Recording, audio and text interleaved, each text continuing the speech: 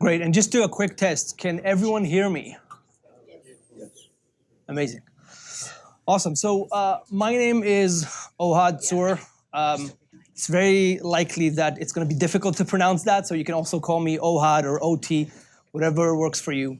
And I'm gonna introduce myself, of course, and speak a little bit about user engagement, user experience, common terms in the industry. But if I'm gonna speak about user engagement, I first of all wanna engage you a little bit. So quick raise of hands. If you traveled here from the East Coast, raise your hands. Traveled here from the West Coast? Middle of Midwest? Middle of nowhere? And outside of the US? Where from? Colombia. And you? Thailand. Colombia, Thailand. I know that we have UK. Malta. Guys, first of all, really thank all of you for coming here. We're humbled to have this audience traveling locally from the US and globally from other countries to hear us. That's very helpful. Just a little bit about my journey and myself in just a few words. If I were to kind of sum my experience or my background in a few sentences, I'm originally from Israel. My previous, as I like to call it, previous professional background, I jumped off of planes, which makes perfect sense on why I'm talking about online and user experience and other items. But I got a chance to be part of the emerging startup scene in Israel about a decade or 12, 13 years ago, where online was picking up. And so we really identified trends of shifting of budgets of advertisers towards the online and digital spaces, learning about publishers and how to really build an industry. I thought I called myself a nerd. I'm a certified stormtrooper hunter. I thought I was a nerd, but then I moved to the US to study at MIT, and I learned that I know nothing about being a nerd. So that's really where I got to learn a lot about technology, entrepreneurship, meet a lot of different, a variety of people and disciplines in MIT. Following that, I worked at Google in a few positions. The last one was really building up the channel partnership program for the publishing world. So interacting with a lot of publishers as yourselves, partners, and other entities in the publisher world, and really understanding what are the key problems that we need to solve to help progress and help you guys as you're building your business and your content. Finally, I'm now at Ezoic. I'm the VP of Partnerships and Operations, helping to build the business and really expand it globally. And so I'm really happy to help you. Please come reach out to me afterwards on any issues that you have or anything that we can help with. All right, so user engagement, user experience, as I said, are terms that are common in our industry. They have various definitions. They have various tracking methodologies and various data behind them. And today, we're going to talk a little bit about differentiating between what we call authentic user experience and a term that you have already a little bit heard from Tyler and John, but what's called fake UX, and we'll define that, right? If there's two main goals out of this session is one, understand how to align the user behavior metrics that we know about and user intent, making sure that the intent of users on our site actually makes sense. And two, avoid pitfalls. Understand where are the pitfalls in our websites that we need to make sure that we take care of and understand for our users not to be trapped in that negative experience. All right, let's start with a little bit background and context, right? So it's not surprising, and there's various studies on this, that user engagement is correlated with user value, right? Overall, that makes sense. You've seen before Tyler and John speak about this. This is taken from another study that we've done on EPMV, earnings per 1,000 visits, as a function of page views, right? And let's kind of give an example. We all work and use the common metrics of session duration, page views per visit, and then bounce rate, right? So if there's more page views, likelihood of publisher to interact with users is higher, they can actually show more ads, seems that there's a correlation with revenue, right? That all makes sense. Here's a question to you though. If you see in your trends an increase of page views per visit, so each visitor sees more page views, are these page views equal to each other in terms of the engagement of the user? Are they equal for your opportunities to monetize the users? If you're kind of thinking about this in your minds now, probably you're saying, no, we actually don't know the difference between these page views. And I'll take this even to the more general question and say, do we think that the metrics that we use today, session duration, page views or page views per visit, and bounce rate, give us the full information and full picture we need in order to understand our users? And what I'm going to show you today is that actually, in fact, is not the case. And there's more information that we need to fully understand the situation. All right. So let's talk about fake UX. Fake UX, first of all, as a definition, is where our metrics show us and lead us to believe that users are having positive experience, while in fact, something is wrong and they're not having a positive experience. And we need to understand this, understand the reasons for this, and know how to avoid these situations. These fake UX actually have severe implications for publishers, which we'll show, and it's important for us to understand the concept. I'm going to give you an example very, very specifically. So this is the Washington Times. It's a fantastic publication, great content that they have there. A few months ago, they went through a redesign for their mobile layouts. And the reason was to enhance the look and the feel for the users. Maybe to align brand, maybe to become modern, if you will. That was sort of legitimate in our opinion, but it introduced unintentionally what we call fake UX. And let me explain to you exactly what happened. All right, so what they made in their article, if you see up here, this is what's called a carousel navigation menu. So this is basically a function that allows you to swipe left and right between the different sections of your site. Overall, kind of looks modern, right? They also added a swipe functionality. So that is the sites that you've seen that you can swipe left and kind of reach a new article. I see by kind of some of the faces on the audience is that I think you're going to understand what's going to happen. Any insights? What's going to happen? What did the publisher see in terms of change in metrics?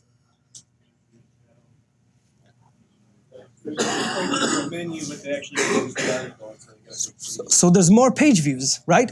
Guys, this is fantastic. More page views, this is what we want, right? As publishers, we love the fact that there's more page views. All we need to do is count the new revenue coming from the new pages and go book the next vacation to Maui. Everything is good. I mean, we're winning, right? This is what all the metrics have shown us. Let's look at this for a second from the standpoint of a visitor, right? So Visitor X had come to this website. If you're looking here, they were looking for the sports section. This is actually cut off as a screenshot from the mobile. They are trying to swipe left to get to that sports section. And what happens? Obama. That's not what I was looking for. I was looking for something else. So what does that user do? Very, very quickly, nope. Clicks on this small button here, right? Heads back to that original page and looks for something else. So from the visitor standpoint, more page views, but frustrated users, right? This has not been a good experience for those users. This is what we call a navigation bounce, and it's important to define this as well. A navigation bounce, as opposed to what you know as bounce off your site, is actually internal within your sites, right? So it's bouncing between pages, meaning that users have transitioned from one page to another, spent a very limited amount of time, probably not very engaged with the content, and moved back.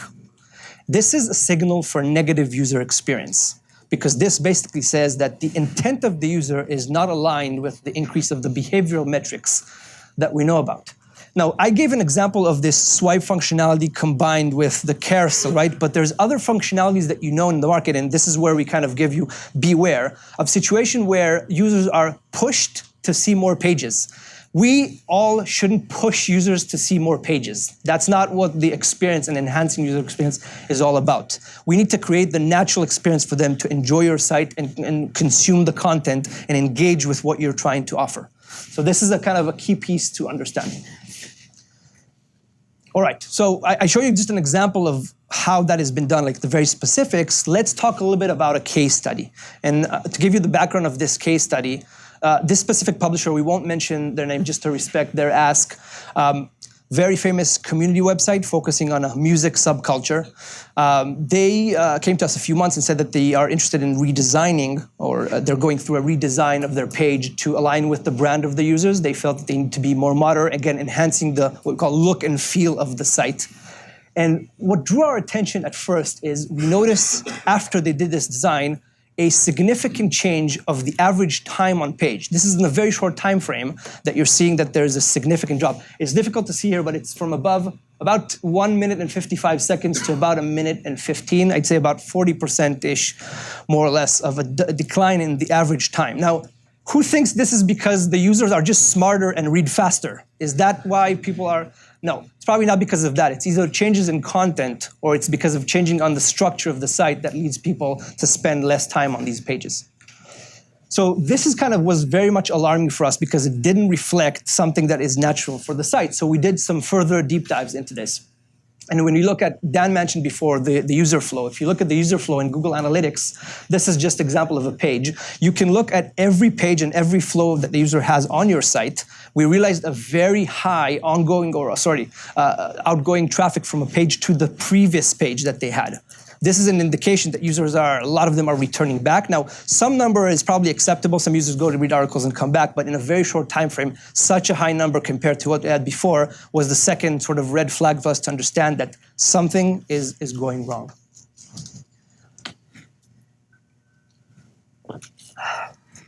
All right, so something is wrong with the site. We measured a little bit the impact of this, and this chart here is taking off of SEMrush, but we kind of compared to what we thought in Google Analytics as well. There was an increase in page views, but there was a significant decrease over the course of the next few months in organic traffic, in keywords, and in earnings overall for this publisher, right? Now, to clarify something here that is very, very important, short term, this publisher saw a gain, right? Because as we said, we're super happy, there's more page views, there's more revenue, that's great. But look at how this publisher is trading off that increase in short-term revenue for probably a long-term disaster. I don't have another word. It's disaster on their site, right? Severe implications for publishers. And again, we can expect our friends here at Google to understand when they're looking at rankings on their site that probably this is not a good experience for the users. If they optimize for Google or sort of for a good user experience, probably there's an issue on this site and they want to degrade them inside. More broadly, there's also severe implications for this publisher, and I wanted to just do a little bit of an interactive example here. Volunteer from the audience? Anyone who wants to help me out? Everyone's shy. Suds, my friend, thank you very much. So just take you a little bit step back and remember that user that is now in the site clicking back and forth because they're looking for the article and they're a little bit confused and they go back. So Suds, thanks for helping me out. I want to sell you something, and you are the lead of your advertising in your company. Imagine that your role is to decide if you want to advertise your company, where are the placements, where are the sites that you want to put those display ads to advertise your site. I'm going to sell you something, and because I have really strong sales skills, I'm sure that you're going to buy it. This is what I'm going to sell you. I'm going to sell you traffic impressions that are low impression value, low CTR, advertising campaigns are decreasing in their impact, the user is not engaged, and also the user is frustrated. Tell me that you don't want to buy this right away, right?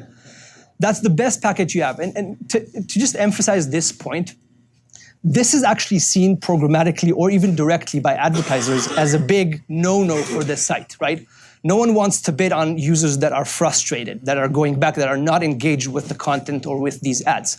And more to that, when you think about how it works systematically, as bids are adjusted, because now programmatic world would realize there's less engagement. We see this with the metrics, so the bids are going to go down up to a point where the site may be blacklisted by advertisers because no one wants to bid on a site that has this type of experience. Very difficult to get off of that blacklisting list because there's no sort of a probation time of where something can go back. You really need to kind of contact people at Google or the advertisers to have that happen. So really what you want to avoid is being on that blacklist. Hopefully that kind of clarifies this example, and thank you, Suds, for this. And the question that I would add for you, I mean, and this is maybe what's common here, the look and feel of the site is amazing, right? When you're pitched by that, oh, the look is actually pretty good. Don't you want to put your ad there? That's probably not your decision factor in making that decision. You want to ask about the engagement of the users on this page in this type of experience. All right, so the doomsday part of this presentation is over. We can start talking a little bit about the positive solutions of, okay, so what next? What to do with this, right? We're aware of the issue that there's a little bit of a disconnect between high-level metrics that we use today and the fact that we need more information, more data on a granular level to understand the intent of our users. So in the last few months, we've been working on some concepts that are starting to be more widely known in the industry. And I want to walk you through some of these concepts and also make sure that I talk to you about what to do with this data, right? Because you're interested, what do you want to do and how do you want to measure? So the first one would be, let's talk a little bit about engaged time on site. And I just want to call your attention to this video that would show here to show what is an actual engagement, right? It could be based on different signals of clicks, slow scrolls, keyboard entries to understand is this user engaged with what the content or with the content itself, as opposed to just looking at the session duration and saying, seems good or bad or trending upwards. What can you specifically do with this data? Well, there's a few things, right? One, you can monitor changes in your content, layout, and user path. So any changes that you have on your site will be reflected on the average engagement, right, time. So you can see if I've made a changes in navigation bar, did that help my users have a better engagement with the content or no? Two, you can also use this data to back up your conversation and support your conversation with advertisers or directly via programmatic efforts, right? More engaged users, more attractive your site is for the advertisers themselves. Second concept, engage page views per visit. And of course, there's a need for permission on the video. Let's see if I can do something else on that.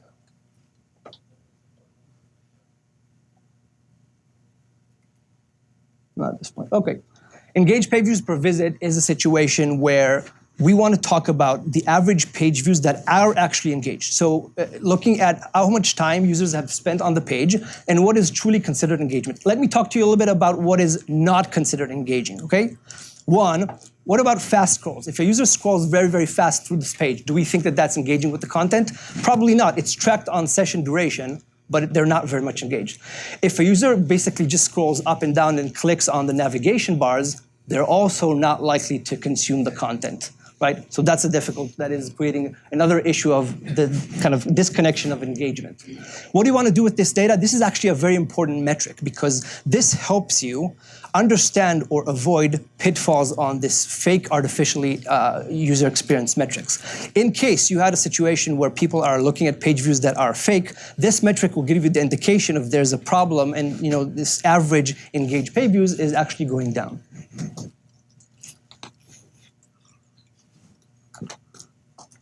And then the third concept that I want to talk about is really navigation bounces.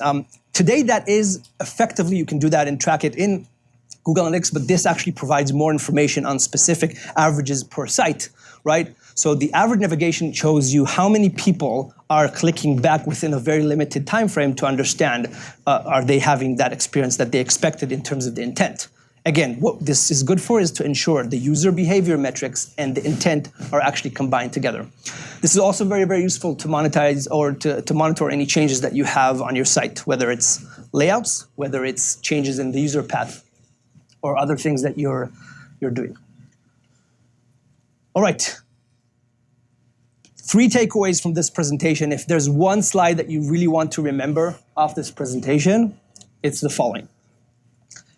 1, common UX metrics, page views per visit, session duration, bounce rate. Directionally, they're good. They are representing positive user experience, but at times they don't provide the granular info that we need to ask for. 2, navigation bounces reflect a poor user experience and over time will degrade your value. And again, I want to emphasize here, don't let the short-term gains of, I have more page views, I'm seeing much more revenue, kind of see the oversight of the trade-off that would come longer term by really degrading your value of the site and creating that experience for users that they won't come back. Definitely don't find yourself on the blacklist. And then 3, measure authentic user experience metrics. Think about the intent of the users. Think about what we talked today about engaged time on site, engaged page views per visit, just to ensure that you're all delighting your users. Now, some of you may have a question in mind at this point of, this is all great, what do you want us to do with it, right? What can we actually do with it? So we left a little surprise to the end. I'm very proud that today we're announcing the Ezoic Engagement Analytics, which is a free tool that combines all the metrics that we just discussed, plus others, for instance, copy-paste rates or returning visitor rates. Now, this tool has been in beta for a few months now, and we're releasing it now for the first time to the audience. If you're already on the Ezoic platform, you can start using it today, or actually maybe have been using it. If you're not and are interested to join the waitlist or just ask a question on this, just reach out to us on analytics@ezoic.com, and we'd be happy to help you. Any questions? Is there a blacklist? Oh, there is, yeah. If you mean the blacklisting of advertisers? Yeah, if you look on your AdWords account, there's a way to just remove sites. And it's basically a functionality that would allow the advertiser not to spend any more on the specific domain or site. And to get unblacklisted, you need that advertiser for someone to be convinced that now you should be removed from that blacklist. I really don't know if there's a process for that, but yeah, we shouldn't get to that situation. About bounce rate. What would you say is an average bounce rate? What's the scary bounce rate? Navigation bounces, you mean? Internally within the site, right? Yeah, so just to differentiate, bounce rate as we know it, as per the UX metrics, are bounces off your site, while we talk about navigation bounces that are kind of returning back and forth. This is a very sort of individual answer per publisher. For this example, when we compared the average of that specific page, on the Zoic front, we saw before the changes of the redesign about 6%. It's fine because some publishers or some users would go read the article and then bounce back or go back, which is fine. It spiked up to 74%, which tends to kind of lead to the fact that there's an issue on the site. That's navigation bounce. What about like site bounce? So here's something very interesting. So we worked this week with a petition site where users kind of come in. It's actually a very important site, has good causes for that. Users come into a petition, they sign a petition, and they bounce off. They're not really interested in looking at the site. Bounce rate there is fairly high as opposed to a site that would lead you to read more articles. So very difficult for me to say. I mean, some sites, they see an average of 20% bounces that rate. Some kind of maybe more the standard would see 60 or 70%. Depends on the content that you have on the site and on the site itself. The question was asked earlier about Google Analytics and people coming to your website, clicking on an ad, technically that's bouncing off. And there didn't seem to be any way to track that. Google Analytics is there something like that? So their platforms have like, oh, I have more visitors, and they're also clicking on ads. Kind of figure that out. Do you have an answer to that? Yeah. Yeah, so, I mean, there are some things on the plans that probably are not probably going to be things. Sorry. No. Yeah, so it's a really good question. It's something that we've been tracking for a very long time. The difference between a bounce and an ad click. We track it and know the difference when we're doing the testing. Yeah. Something that will maybe bounce users to look at. Oh, yeah. Here's Dwayne. So the way to track that is by using events in Google Analytics. So you can fire events after a certain amount of time on page. So it's one of the little known things about Google Analytics is anyone that only views one page on your site and leaves, even if they spent 10 minutes on that page, is counted as a bounce. So what you need to do is just fire an event after a certain amount of time. So if the user's on the page for 30 seconds, you can fire an event in Analytics, then it won't count as a bounce, even if they click on an ad. There's a simple metric that I've used for a lot of years, and that's what percentage of visitors take an action and make you revenue. If it's 1%, it's one thing. If it's 9%, it's a different world that you're living in. Thanks. If you have more questions, I recommend sending an email to N. Bivens as we introduced before, or just grab me out during lunchtime. We're going to have more time to answer these questions and the Q&A later on today. Thanks. Thank you, Ohad Tzur from Zoic. And guys, yes, please.